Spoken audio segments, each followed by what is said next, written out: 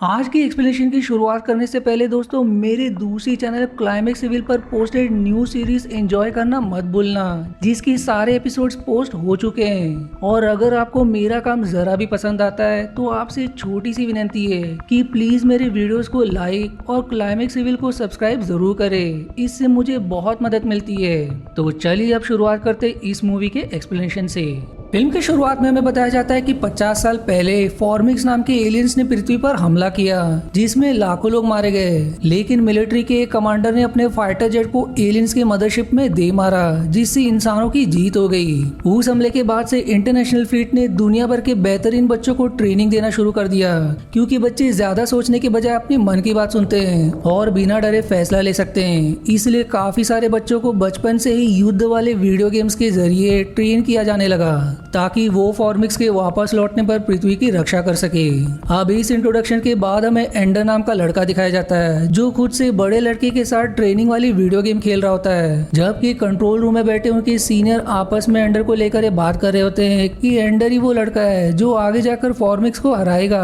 अब यहाँ से सीन शिफ्ट होकर वापस एंडर और उस लड़के की तरफ मुड़ती है, जहाँ वो लड़का अपने विमान से एंडर के विमान को मारने ही वाला था। लेकिन तभी उसका विमान दो एस्ट्रॉयड के बीच आकर दब जाता है, जिससे उस बड़े लड़के की हार हो जाती है। अब अपने इस हार की वजह से वो गुस्सा होकर एंडर से कहता है कि तुमने बेईमानी की है, क्योंकि उस लड़के को उम्मीद थी कि एंडर उसके ऊपर विमान से वार करेगा। लेकिन एंडर ने ऐसा ना करके उसके विमान को एस्ट्रॉयड्स के बीच फंसाकर नष्ट कर दिया, जिससे हमें एंडर की काबिलियत का पता चलता है। और इसी बात को नोटिस करके उसकी सीनियर्स फैसला करते हैं कि अब उसकी मानसिक परीक्षा लेनी चाहिए। इसलिए वो एंडर को इन्फॉर्मी में बुलाकर उसके गले के पीछे लगे डिवाइस को निकाल देते हैं, जो देख के एंडर को लगता है कि उसे इस ट्रेनिंग प्रोग्राम से बाहर निकाल दिया गया है। इसलिए अब वो दुखी होकर जब बाहर जा ही रहा था कि तभी वही लड़का जिसे हाल ही में एंडर ने वॉर गेम में हराया था, वो अपने साथियों के साथ मिलकर एंडर को घेर लेता है। यहाँ वो एंडर से हाथापाई करने की कोशिश करता है, जिसकी जवाब में एंडर पास ही रखे सामान की मदद से हमला करके उसे जमीन में गिराकर उसके ऊपर लगातार कई बार करता है। जबकि वो लड़का इस हालत में नहीं था कि वो फिर से एंडर पर हमला करे,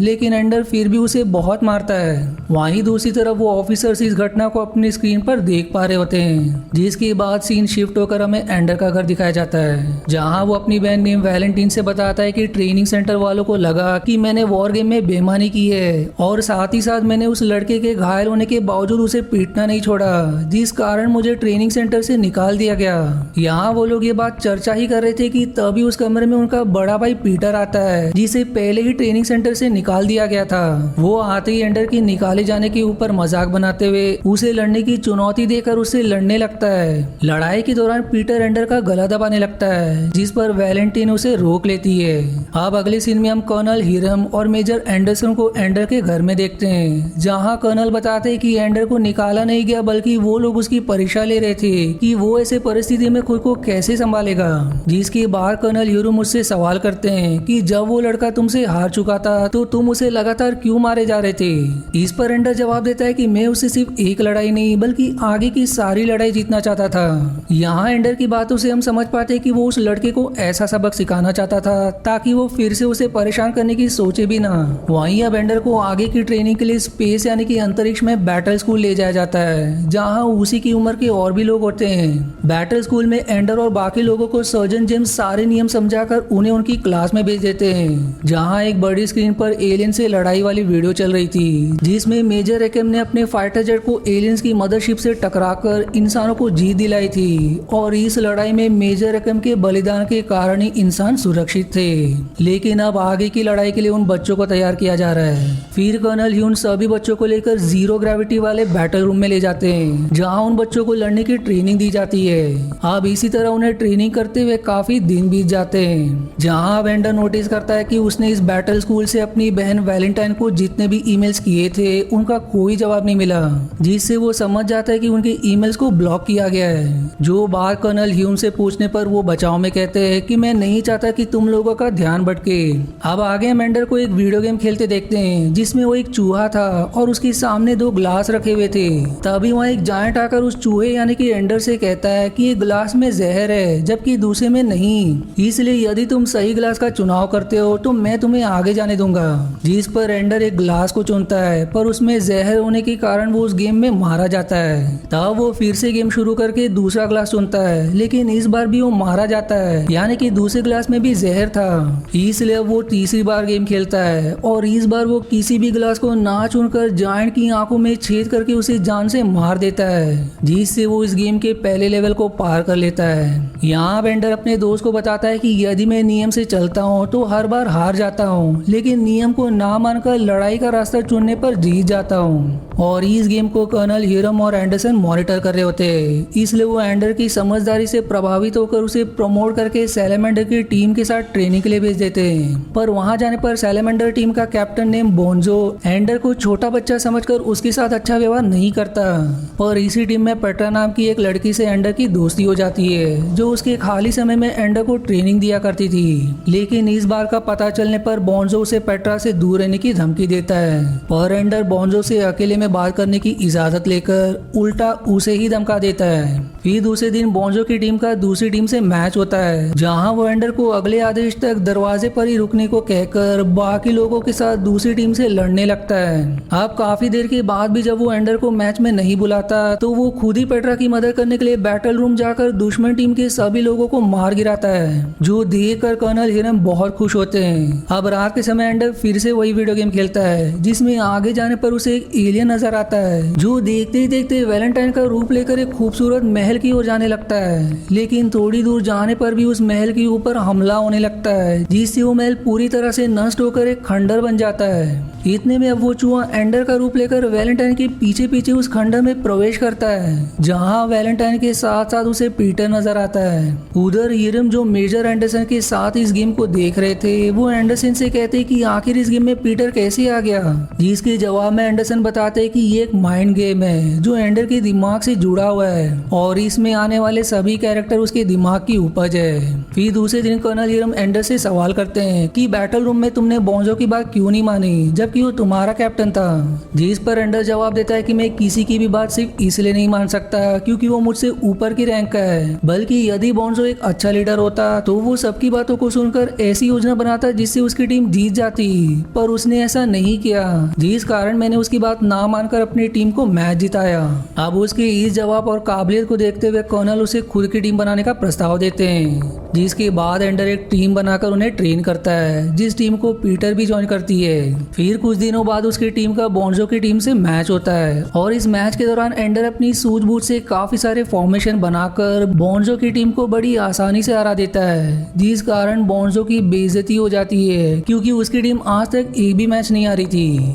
अब इस बात का बदला लेने के लिए बोंजो एंडर को सबक सिखाने के इरादे से उसे बाथरूम में मारने आता है। इसलिए अब एंडर अपने बचाव के लिए बोंजो के मुंह पर गर्म पानी डालकर उससे दूर होने की कोशिश करता है, लेकिन बोंजो के फिर से हमला करने पर वो उसे अपने पैरों से धक्का मारकर नीचे गिरा देता है। पर इस सब में बोंजो का सिर फर्श से टकराने की वजह से वो कोमा में चला जाता है, जो देखकर एंडर को बहुत दुख होता है क्योंकि वो तो बस बोंजो से बचने की कोशिश कर रहा था। फिर तभी एंडर के पास कर्नल आते हैं, जिनसे वो ट्रेनिंग छोड़कर वापस से पृथ्वी जाने की जिद करता है, लेकिन कर्नल उसे पहले तो इस बात की इजाजत नहीं देती। पर एंडर की ये कहने पर कि वो अपनी टीम को लीड नहीं करेगा तो कर्नल उसे उसकी बहन से मिलवाने के लिए पृथ्वी पर ले जाते हैं, ताकि वैलेंटाइन उसे समझा सके कि बैटल स्कूल में जो कुछ भी हुआ उसमें एंडर की कोई गलती नहीं है, क्योंकि वो तो अपना बचाव कर रहा था। अब वैलेंटाइन के समझाने पर वो फिर से अंतरिक्ष में चला जाता है, लेकिन हिरम उसे बैटल स्कूल जाने के बजाय एक ग्रह पर ले जाते हैं, जहाँ कुछ सालों तक फॉर्मिक्स एलियन रहा करते थे।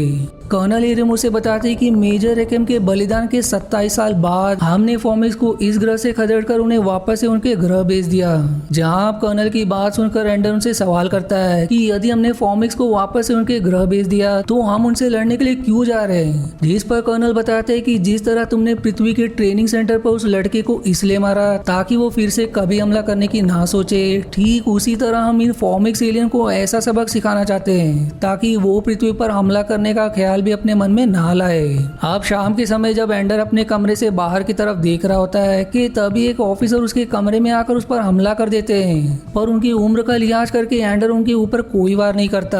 जिसके बाद वो ऑफिसर अपना नाम मेजर रैकम बताते हैं, जो सुनकर एंडर हैरान रह जाता है क्योंकि सारी दुनिया को यही लगता था कि वो मर चुके हैं। तब एंडर उनसे सवाल करते हैं कि जब आपने अपने विमान को फॉर्मिक्स की मदरशिप से टकरा दिया था तो उसके बाद क्या हुआ। इस पर रैकम उसे एलियन हमले की पूरी वीडियो दिखाते हैं, जहां हम देख पाते हैं कि रैकम एलियंस की मदरशिप को नष्ट करने के ठीक पहले अपने विमान से बाहर निकल चुके थे और मदरशिप के नष्ट होते ही फॉर्मिक्स एलियन के सारे विमान अचानक में नीचे गिरने लगे। और ये फॉर्मिक्स बिल्कुल चींटियों की तरह होते हैं और यदि इनकी रानी को मार दिया जाए तो इन्हें कमांड करने वाला कोई नहीं बचता, जिससे ये खुद ब खुद नष्ट हो जाते हैं। अब अगले सीन में हम एंडर को एक बैटल रूम में देखते हैं, जहां उसकी टीम भी होती है और यहाँ उन सभी को एक सिमुलेशन के जरिए फॉर्मिक्स के ग्रह दिखाया जाता है, जिसके साथ ही उन्हें वो हथियार भी दिए जाते हैं जिनकी मदद से वो लोग फॉर्मिक्स पर हमला करेंगे। उन्हीं हथियारों में लिटिल डॉक्टर नाम का एक खतरनाक हथियार भी होता है, जिसकी मदद से ही वो लोग एक बार में लाखों फॉर्मिक्स को मार सकते थे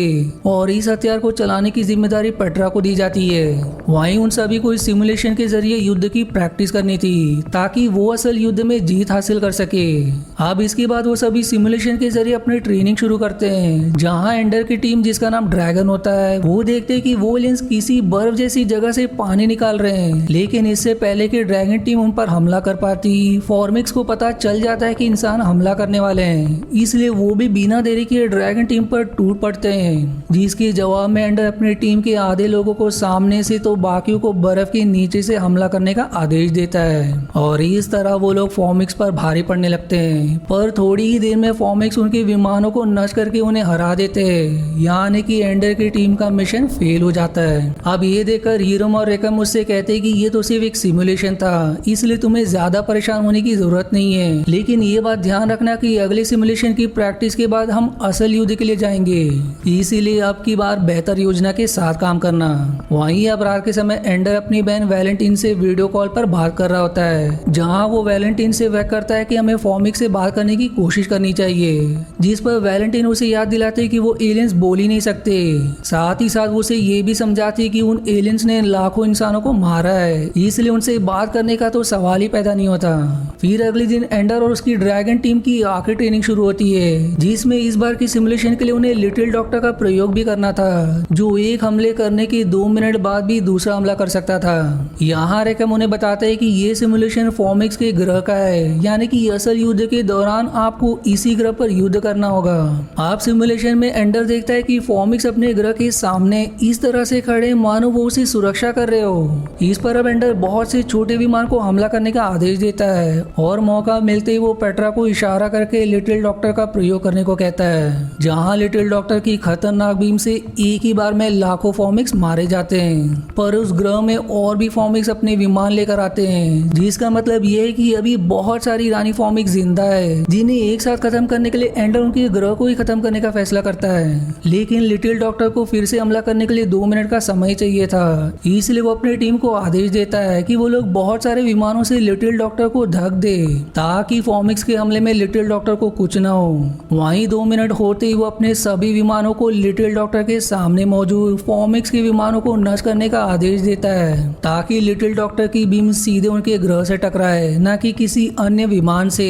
इस पर अब सभी लोग एंडर के कई मुताबिक लिटिल डॉक्टर के सामने का रास्ता साफ करते हैं, जहां एंडर का इशारा मिलते ही पेट्रा लिटिल डॉक्टर की खतरनाक बीम को फायर करती है, जिससे देखते ही देखते वो पूरा ग्रह तबाह हो जाता है, जो देखकर हीरोम रेकम बहुत खुश होते हुए एंडर की तारीफ करते हैं। लेकिन एंडर नोटिस करता है कि वो सिमुलेशन अब भी चल रहा है, जहां उस ग्रह पर हुआ तबाही दिखाई जा रही है, यानी कि एंडर और उसकी टीम ने सिमुलेशन में नहीं बल्कि सच में पूरे ग्रह को नष्ट करके फॉर्मिक्स की प्रजाति को खत्म कर दिया था। जो समझते ही एंडर को बहुत दुख होता है, क्योंकि वो जान चुका था कि पिछला सिमुलेशन भी कोई ट्रेनिंग नहीं बल्कि फॉर्मिक्स से असली लड़ाई थी। दरअसल एंडर और उसकी ड्रैगन टीम जिन विमानों को सिमुलेशन में देख रहे थे, उन विमानों को इस कंट्रोल रूम से कंट्रोल किया जा रहा था, जहां एंडर ने अपने टीम की मदद से पहले तो उन फॉर्मिक्स को पानी लेने से रोका और दूसरी बार तो उनका ग्रह ही नष्ट कर दिया। अब पूरे कड़ी को जोड़ने पर एंडर इस कंक्लूजन पर पहुंच जाता है कि फॉर्मिक्स को सिर्फ पानी की तलाश थी, और यदि वो सच में इंसानों पर हमला करने आए थे तो इतनी बड़ी सेना होने के बावजूद उन्होंने फिर से पृथ्वी पर कोई हमला क्यों नहीं किया।